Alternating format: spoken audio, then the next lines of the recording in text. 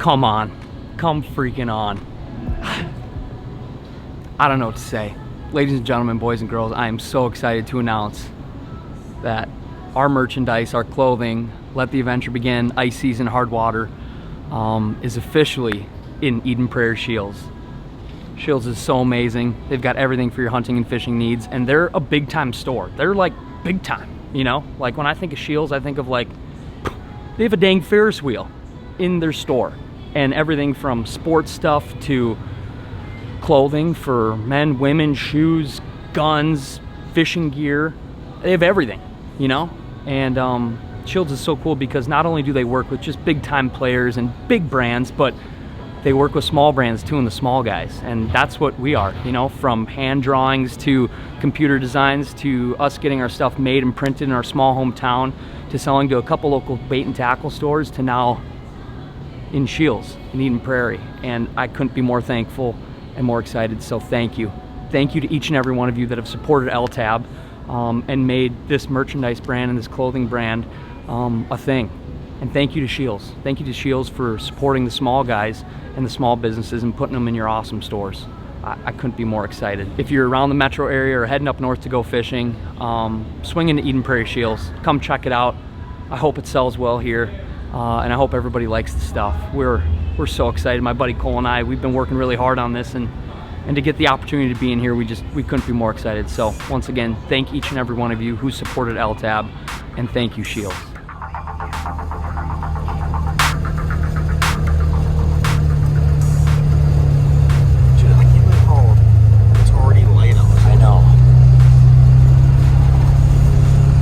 Flash bite. A flash bite. When you hear flash bite, people are normally talking about walleye fish. Quick sunrise, sunset bite. Potentially that's what we're doing this morning if we catch them. And if you're seeing this footage, maybe we caught them. But except this morning we're going for crappies. Today we're with John Jacob, Jingleheimer Schmidt, and Steph the Great.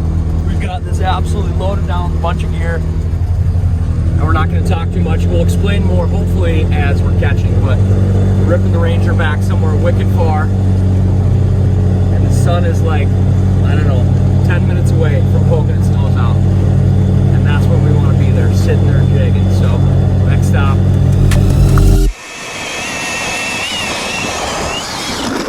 You want me to rip another one here? Put a bad taste in my mouth. It gave us this idea of two small fish that are... It was a small sample of what lives They're in. just growing like crazy, or they're just, like you said, new fish that just poured in. I think there are thousands and thousands of fish in this thing. So And there's, oh, thunk. Oh, nice crappie in the weeds. You see how shallow we're fishing? I'm in like 4 feet of water right here. Look at that pinhead just freaking down his throat. Beautiful. We're getting a mixed bag now of gills and crops. holy smokes, nice. All right, well, so far so good. A couple bonus giant gills and really nice crappies overall. Great average, like really quality fish. Kind of a cool story. This lake, it has a couple different basins in it, and it's got some shallow water. And when my buddy Augie and I were kind of scouting this lake and fishing it, you know, we checked the basin right away. We were going for crappies. And we found crappies, but a ton of small ones. When we found this lake on OnX Fish, it has a really nice report. It's got big fish in it, quality fish, and we're like, okay, there's quality in here, just not in the basin from what we can see. So that's when we pivoted last night and just tried this shallow, expansive weed flat, drilled a bunch of holes, and kind of did the shallow weed game. The thing was, it was hot right at sunset, and then it died after dark. So we just decided to flip-flop that, and we'll go, all right, we'll hit it right at sunrise, and that's what we're here doing this morning. And now where these fish go during the day, we don't know. That's still what we're trying to figure out, but at least at sunrise and sunset, it seems like they're just cruising these shallow weed flats. Should I just drill one right there? Yeah, sure. You want me to rip another one here? Yeah.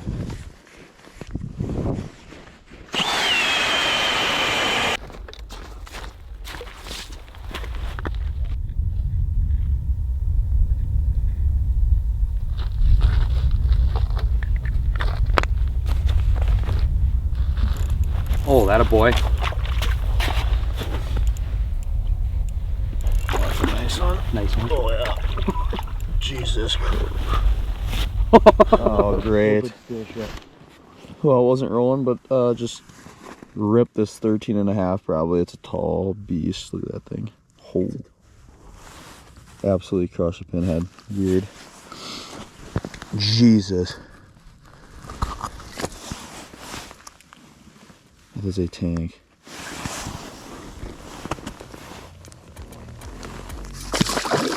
Jesus. You fishing, Sam? Yeah. I got another one. Eat it. You mark it. Oh yeah. That one. Little, my bad. Nice. Good one. Decent. Oh, another. Freaking off.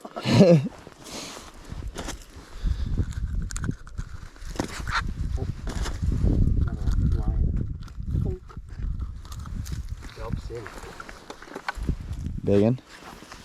Another just beast. You can't tell, they're so green. Oh.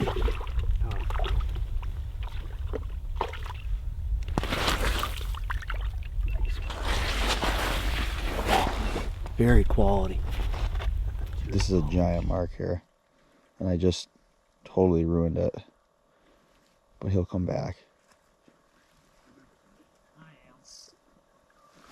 Oh, attaboy. As he did. Oh, it's not that big. Just another quality 12er.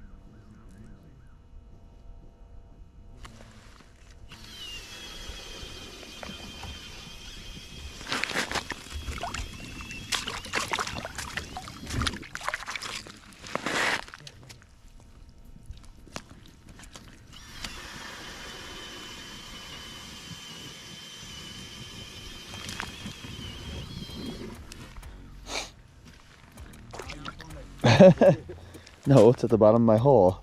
Oh, here we go. Way high. That a boy. That one feels decent. Get him wrapped. Nope. Nah. Okay. Oh, dude, that's a tank. He's fine. I got him good. Whoo! Jesus. Dude. That's a tank there. Seems the average. Absolute boy. Kind of nice. We've got some clouds this morning, so like I think this bite window's gonna last maybe longer than you think. John. What are you using, John? Pinhead always, no bait. What color is that? What is that thing called? The Bicentennial.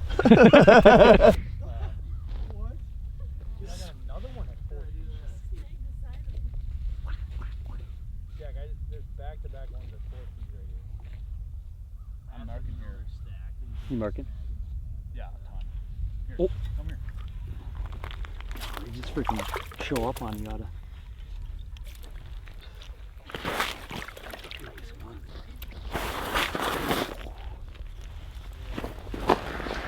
Sometimes you don't even mark them, you just.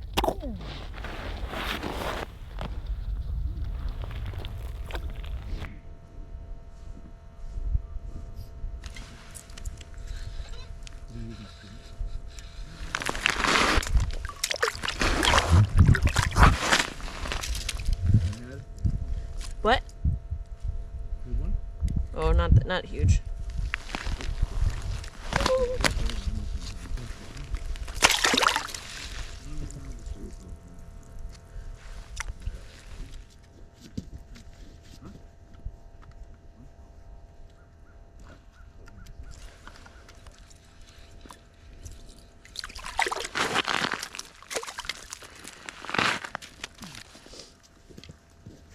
Little gilly.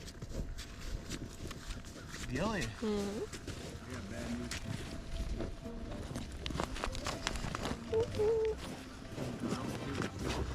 Whoa.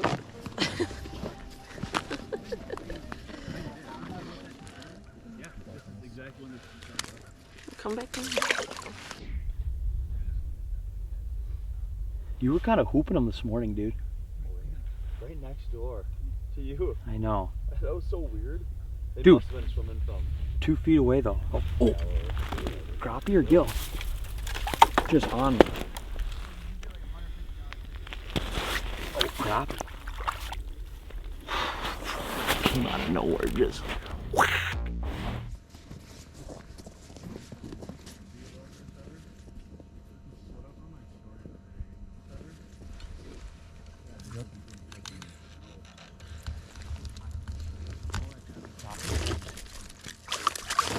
Giant gill. Giant gill? Austin, look at that.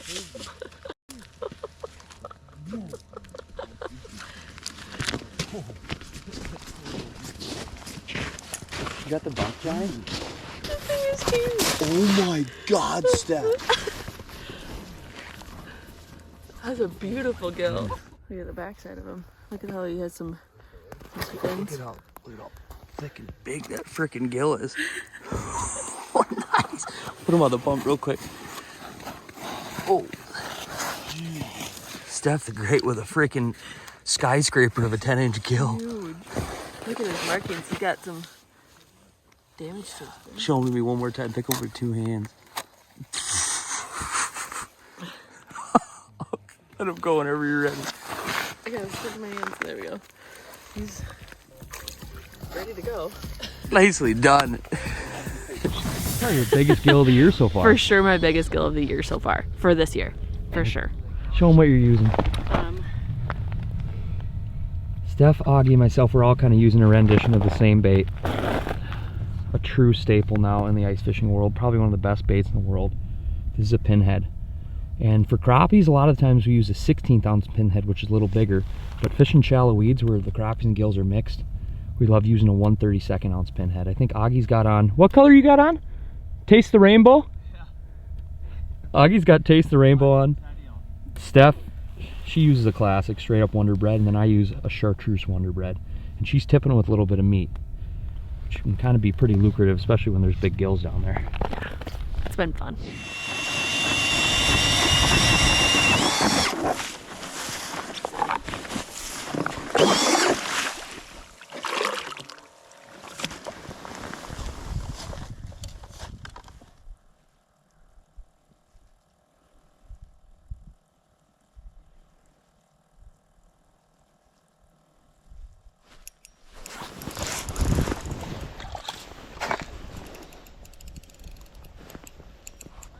Oh yeah.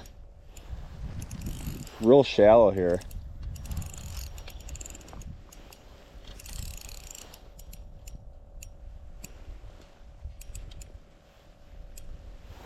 Oh, it's a big.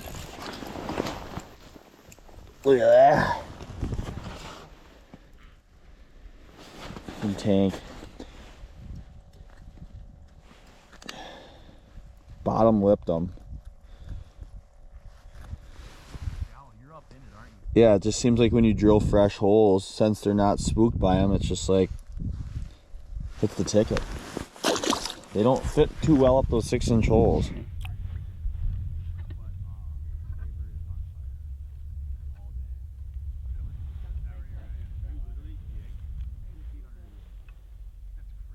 Hold on, oh my gosh, I'm marking again. Oh, whoa. My line's all wrapped. Oh, jeez.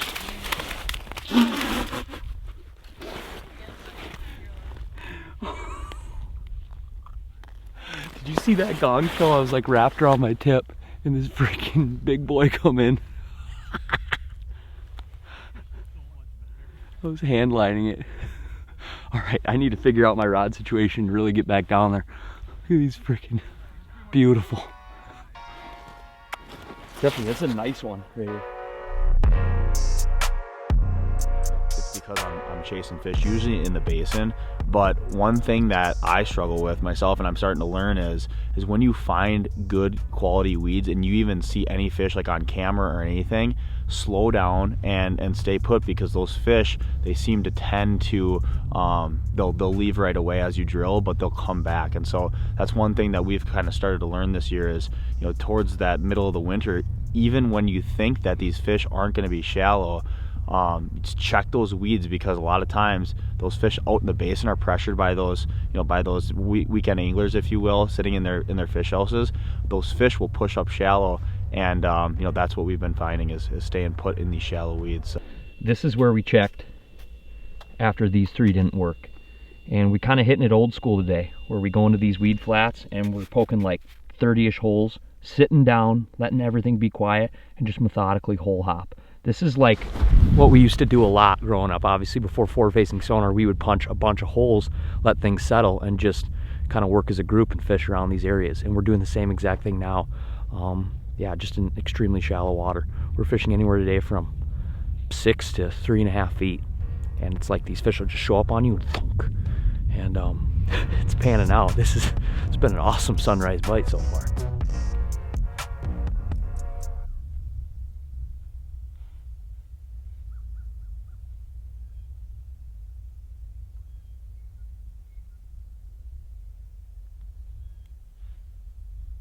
Oh, here we go. Here we go.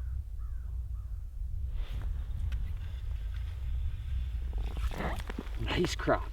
Jeez. They're still here.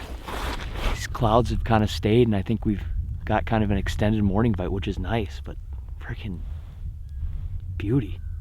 I don't know if you can see, but we're like setting the hook so light just because we're in such shallow water. Like if you were to go like that, you're only like 3 feet away from these fish. You just pop them. Beautiful black crappie.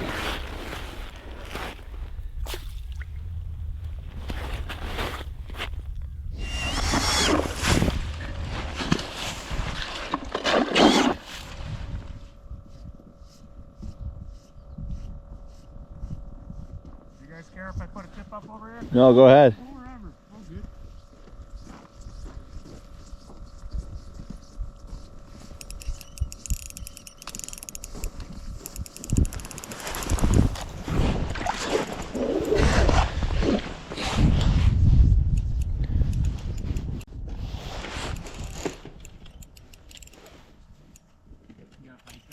I don't know.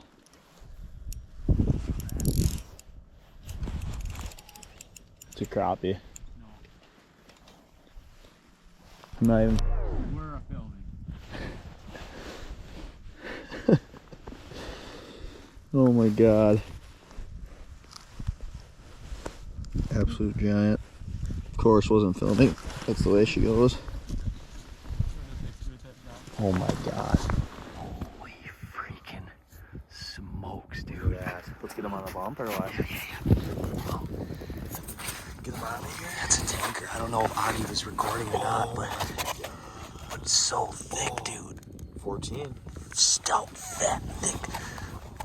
Oh, shallow weeds, baby. He was a monster.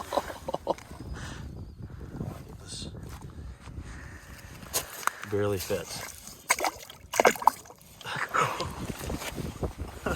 Nice job, Johnny. Talk to me about how that went down. We're sitting here in like 5 feet of water. I was just jigging and it showed up right on me. And I set the hook and you like bass, Johnny? I was like, I looked down.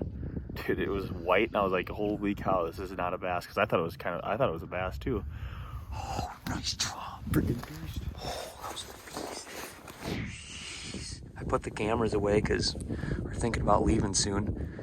And this hole is probably 3.5 feet of water. Freaking another big giant speck. See you, buddy. I don't know. I thought it was just going to be like right away in the morning, but they're kind of staying consistent. Maybe they sit in these weeds all day. Incredible. I know you guys can't see the settings on here just because the Vexlar is so fast and my mobile camera really can't pick it up, but basically I'm in low power mode and I've got my frequency turned down really low. When you can adjust your frequency, if you go lower, your cone gets wider. If you turn your frequency up to a higher number, your cone tightens in. So when I'm in shallow water, I really adjust my frequency as low as I can, or wherever I pick my jig up the best. And that way, you know, I'm kind of seeing a decent amount around me in my jig, even in 5-6 feet of water. This is really where Vexlar outperforms any other unit. They're amazing in shallow water. Put it in low power mode, turn your frequency down, you'll be able to see your jig and through the weeds, even if you're in like 4 feet of water. It's pretty impressive.